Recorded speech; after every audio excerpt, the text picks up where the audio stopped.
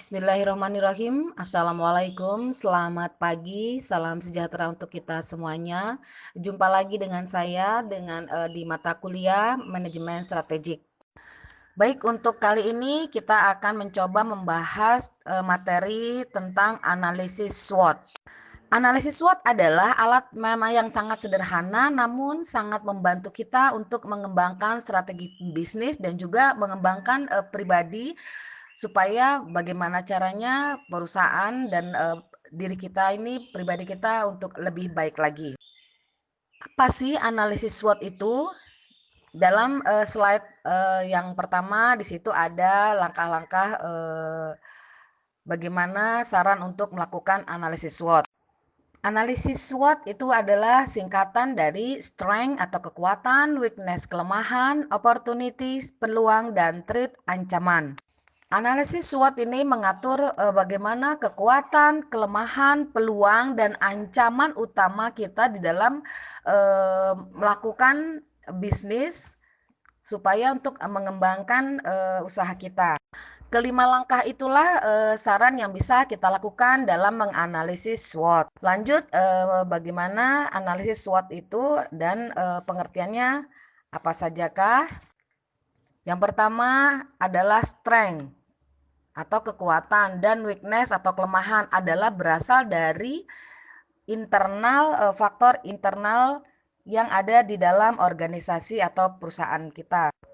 Sedangkan peluang atau ancaman yaitu opportunities atau threat adalah hal eksternal yang mempengaruhi atau yang masuk dalam lingkungan eksternal organisasi atau perusahaan kita.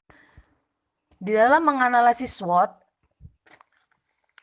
kita masuk dalam kekuatan atau strength, yaitu poin internal dan positif dari perusahaan atau organisasi kita. Jadi contohnya adalah bagaimana proses apa yang bisa berhasil, kemudian yang kedua aset apa yang kita miliki di dalam tim kita ini seperti pengetahuan, pendidikan, jaringan, keterampilan, atau reputasi. Kemudian juga aset fisik apa yang kita miliki, entah itu pelanggan, peralatan, teknologi, pendanaan, dan juga hak paten produk. Dan yang terakhir, apa sih keunggulan kompetitif yang kita miliki dibandingkan pesaing lain, seperti itu. Sedangkan kelemahan atau weakness, kelemahan adalah faktor negatif yang mengurangi kekuatan kita. Ini adalah hal-hal yang kita perlu tingkatkan agar menjadi lebih kompetitif. Contohnya, adakah hal-hal yang kita perlukan untuk membuat bisnis lebih kompetitif ini? Kemudian, apakah proses bisnis yang perlu kita perbaiki supaya hasilnya lebih maksimal dan berkualitas? Kemudian yang ketiga, apakah ada aset berwujud yang dibutuhkan perusahaan kita seperti tambahan pendanaan dan juga tambahan peralatan? Yang keempat, apakah ada celah di dalam tim kita? Itulah kelemahan yang harus kita perbaiki. Dan yang terakhir, apakah jabatan kita ini ideal untuk menunjang kesuksesan perusahaan kita atau organisasi tersebut? Jadi kelemahan itu yang memang walaupun negatif tapi harus tetap kita perbaiki dan kita harus bisa meminimalisir supaya tidak terlihat oleh para pesaing kita. Kemudian masuk di dalam peluang atau opportunities. Peluang adalah faktor eksternal dalam lingkungan bisnis kita yang cenderung berkontribusi pada kesuksesan bisnis. Contohnya, apakah market bisnis kita itu berkembang dan apa saja tren yang akan mendorong orang untuk membeli lebih banyak dari apa yang kita jual.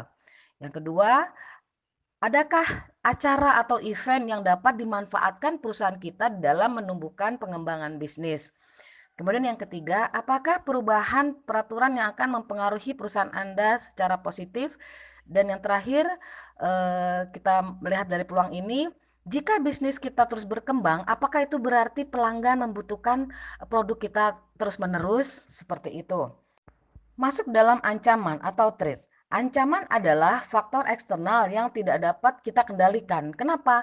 Karena itu memang faktor dari luar organisasi atau dari luar perusahaan kita. Kita harus tetap mempertimbangkan hal ancaman atau threat ini untuk menempatkan bagaimana kita melakukan rencana darurat dalam menangani masalah yang terjadi. Contohnya, Apakah kita memiliki pesaing potensial yang bisa memasuki pasar? Kemudian yang kedua, apakah pemasok akan selalu dapat memberikan bahan baku yang kita butuhkan dengan harga yang cocok? Ketiga, bisakah perkembangan di masa depan dalam teknologi ini mengubah cara kita melakukan bisnis? Kemudian yang keempat, apakah perilaku konsumen berubah dengan cara yang dapat berdampak negatif pada bisnis kita? Dan yang terakhir, apakah tren pasar yang menjadi ancaman itu tetap harus kita prediksi. Kenapa? Karena kita bisa melakukan plan A atau plan B dan plan C bahkan seperti itu. Karena kita tidak bisa memprediksi apa yang akan terjadi di kemudian hari masuk dalam ancaman ini. Entah itu ancaman tentang keadaan alam, entah itu bencana, kemudian atau juga konflik pada negara atau kondisi daerah yang kita tempati dan lain sebagainya. Baik, selanjutnya kita masuk dalam perluasan dan konsolidasi analisis SWOT. Di dalam perluasan analisis SWOT ini kita bisa melakukan bagaimana strength atau kekuatan itu harus melebihi dari weakness-nya. Dan opportunities itu lebih dari threat. Ini adalah supaya kita melakukan strategi bagaimana strength itu untuk memanfaatkan opportunities. Dan juga bagaimana untuk menghilangkan weakness tadi dan memanfaatkan opportunities juga, seperti itu. Sedangkan dalam konsolidasi analisis SWOT itu dari mulai strength lebih kecil dari weakness dan opportunity lebih kecil dari threat. Ini maksudnya adalah bagaimana menggunakan strength itu untuk menghindarkan threat tadi dan bagaimana strategi weakness untuk menghindarkan threat juga seperti itu. Jadi dalam hal ini konsolidasi itu artinya mempersatukan atau menggabungkan elemen-elemen tersebut supaya sesuai dengan tujuan apa yang kita harapkan seperti itu. Terakhir kita masuk dalam kesimpulan. Jadi sekali lagi kita memang harus bisa memiliki tadi langkah-langkah atau memiliki daftar tindakan yang ingin kita prioritaskan dan kita jadwalkan untuk melakukan analisis SWOT tersebut. Jadi intinya ada 3 langkah utama di dalam analisis SWOT ini. Kita ambil kesimpulan ya. Kesatu, pertama bagaimana memahami kekuatan dan kelemahan internal secara jujur.